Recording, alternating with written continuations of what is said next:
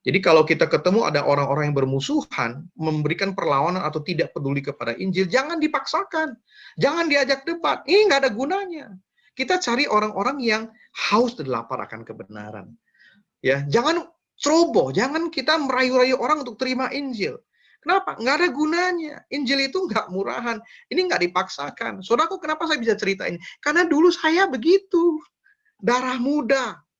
SMA, mahasiswa, wah saya ketemu orang di kereta, saya ketemu orang tua dari teman saya berani loh diajak debat segala macam. Ya, dan hasilnya, maaf, lebih banyak konyolnya daripada ini. Orang malah makin mengeraskan hati. Ya, ini apa yang saya pelajari dan apa yang saya alami juga. Jadi kita nggak perlu merayu-rayu orang untuk mereka menerima Injil. Tidak seperti itu. Malah mereka akan meremehkan Injil kalau begitu. Ya, Paulus dan Barnabas tidak pernah ragu meninggalkan orang-orang itu. Mereka langsung pindah kota bahkan. Ya, itu kisah 13. Nah, saudaraku, sekali lagi orang yang melemparkan mutiara kepada babi berarti tidak mengerti betapa berharganya mutiara itu. Dan juga memang ya babi begitu, nggak mengerti tentang betapa mutiara itu sangat berharga. Ya, jadi saudaraku, mari kita belajar untuk melihat bahwa kita harus akui bahwa ada orang-orang Kristen KTP, ada orang-orang Kristen yang hanya beragama Kristen, tetapi tidak pernah mengalami Kristus secara pribadi. Ya, jadi saudaraku, saya malam hari ini terus terang berkata ya ini yang harus kita lakukan. Kita harus menjadi cerdas, kita harus pintar memilah-milah. Ya, dalam arti seperti ini. Ya, oke. Yang ketiga, saudaraku, ya. Nah ini kisah 18. Yang ketiga, yang terakhir kita mau melihat Allah dengan lebih jelas. Ya. Nah, Tuhan Yesus sedang berbicara ya tentang kebutuhan seorang anak akan pemeliharaan, nasihat dan bimbingan dari bapaknya maupun kewajiban utama mereka untuk memanjarkan kasih. Ini adalah kesimpulan dari ayat ke-7 sampai 12. Saudaraku, yang sangat menarik, kita biasanya kalau sudah sampai ayat ke-7, carilah, mintalah, ketoklah. Itu kita selalu menafsirkan tentang doa. Betul ya? Tetapi kalau kita lihat konteksnya secara keseluruhan, terus terang saya juga begitu. Sampai saya mempelajari ulang, membaca ulang, merenungkan, berulang-ulang. Saya menemukan, oh iya ya. Sebetulnya memang ada sangat banyak penafsiran yang kalau kita baca ayat 7 mulai, itu kita selalu merasa heran. Kenapa ada belokan yang tajam, tikungan tajam dari apa yang Yesus sampaikan dari ayat 1 sampai 6.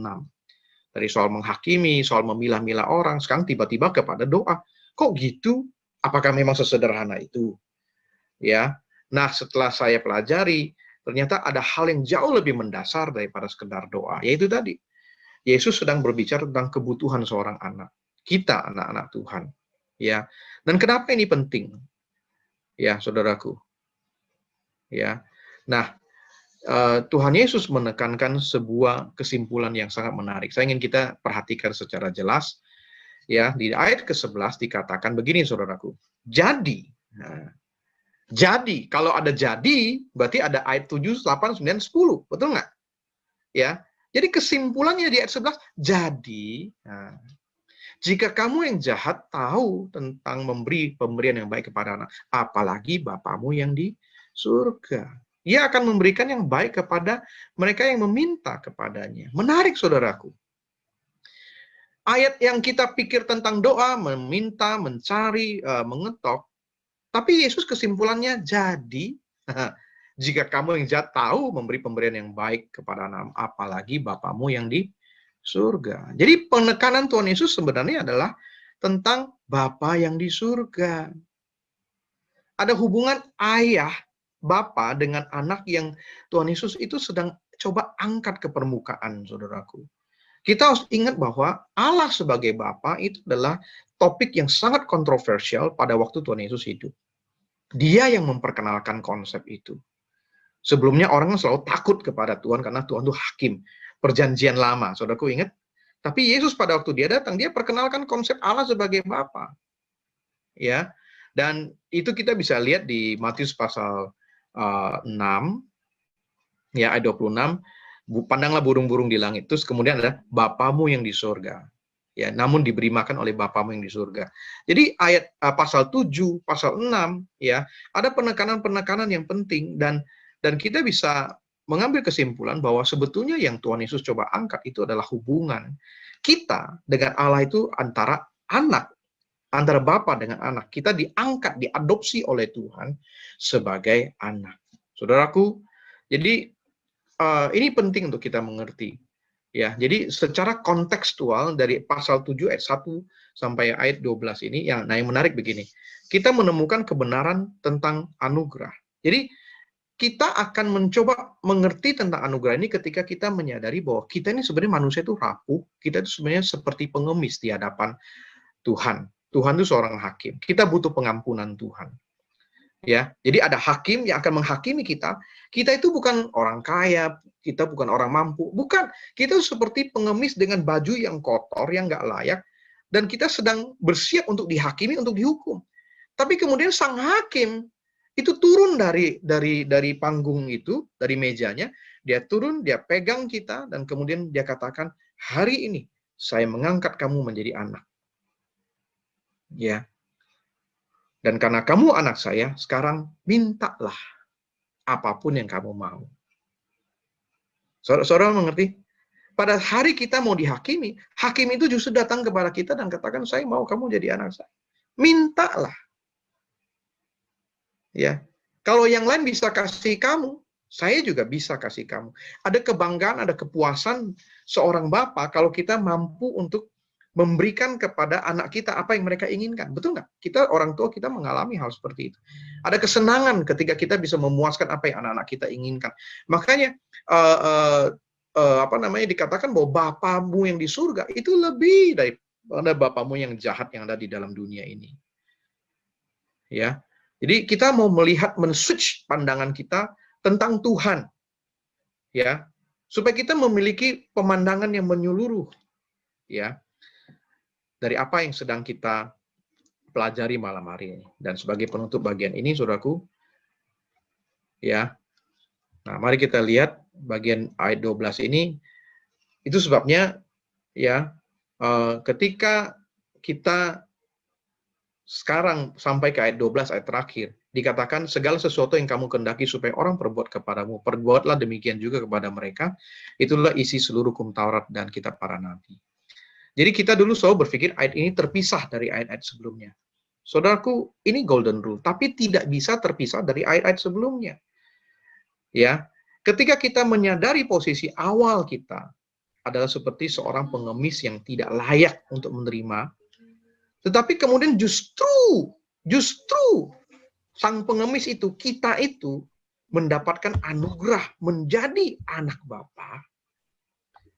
Ya, kita mengalami anugerah itu, kemudian kita dibebaskan dari ego kita, ya. Kita kemudian belajar untuk membagikan anugerah itu kepada sesama kita.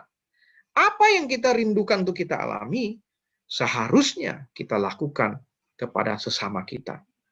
Maka kita akan kembali mengalami apa yang kita rindukan itu. Saudara bisa mengerti maksud saya kesimpulan ini? Ya, pada waktu kita menyadari bahwa kita sebenarnya nggak layak. Sama sekali, totally, absolutely kita nggak layak terima apa-apa. Nggak ada yang bisa kita tawarkan kepada Tuhan. Kebaikan, kepintaran, kecakapan kita, nggak ada sama sekali. Justru kita siap untuk menerima hukuman daripada Tuhan. Tapi pada saat itulah kita justru menerima pengakuan daripada Tuhan. Saya mau kamu jadi anak saya. Kamu adalah anak saya. Ya, mintalah apa saja yang kamu mau. Oh, saudaraku, pada waktu kita mengalami anugerah ini, kita justru dibebaskan dari ego kita. Oh, saya yang nggak layak.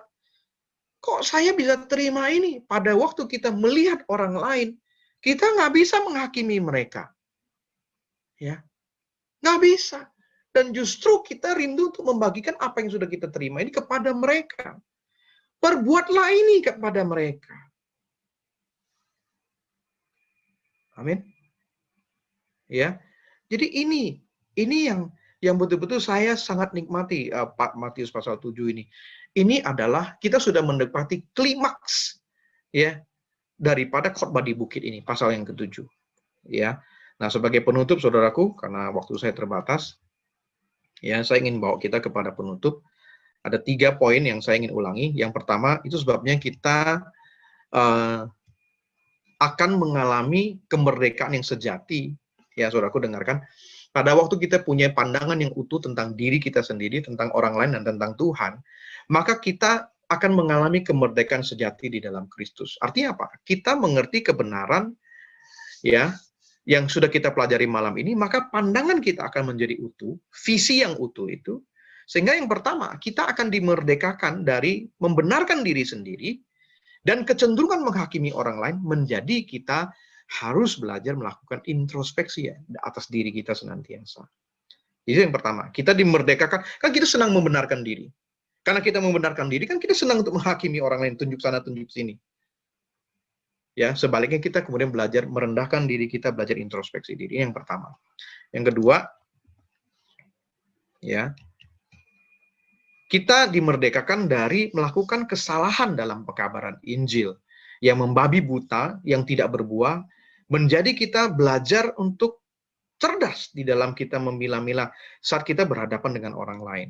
Ya, jelas ini semua butuh latihan. Ketika kita melakukan pekabaran Injil untuk memenangkan jiwa dan memuridkan mereka, sehingga kita akan berbuah lebat, kita akan berbuah tetap, seperti yang dikatakan kitab Yohanes. Ya, dengan cara bagaimana? Yaitu kita pintar memilah-milah. Orang yang lapar dan haus, itu orang-orang yang kita tangkap dan kejar. Tapi kalau ada orang meremehkan, ada orang yang menolak, saudaraku, jangan pedulikan dulu. Semua ada waktunya. Doakan saja dulu. Amin. Ini yang kedua. Yang ketiga, yang terakhir, ya, oke. Kita dimerdekakan dari ketakutan, dari pandangan bahwa Allah itu hanyalah hakim yang akan menghakimi dan menghukum kita, menjadi kita itu punya pandangan bahwa Allah adalah hakim dan sekaligus juga Bapa kita yang merindukan kita untuk kita menjalani kehidupan yang melayani Dia dan melayani sesama kita. Jadi pandangan kita tentang Bapa juga dibebaskan. Jadi sekarang kita sudah punya 3 pandangan yang utuh, yang saya berharap ini akan menolong kita, memberkati kita semua. Amin.